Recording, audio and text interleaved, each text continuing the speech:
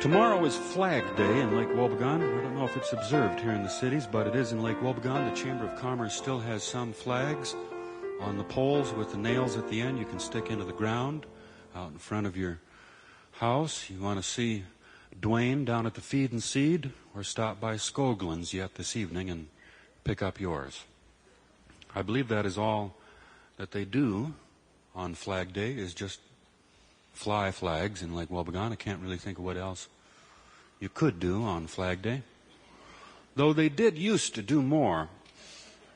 It seems to me I heard that back in 1936, about 400 people in Lake Wobegon put on red, white, and blue caps, and they formed what they called a living flag out on Main Street.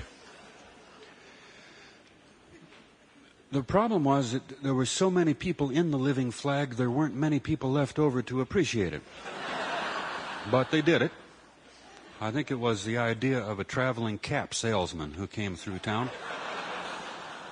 But Hjalmar Ingvist more or less organized it. And he didn't see why anybody should have to see it. He thought it was a patriotic thing, and it should be enough for people just to realize that they were a part of the living flag.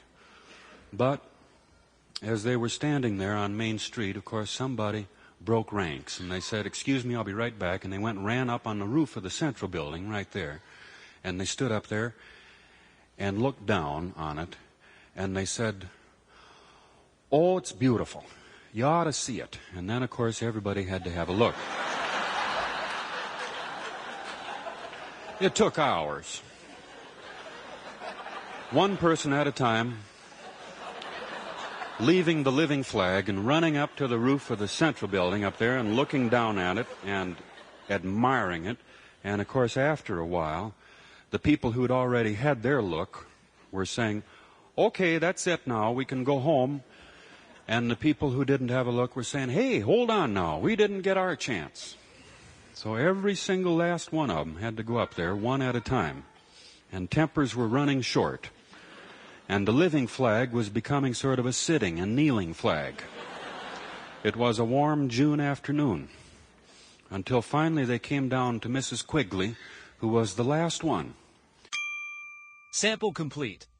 Ready to continue?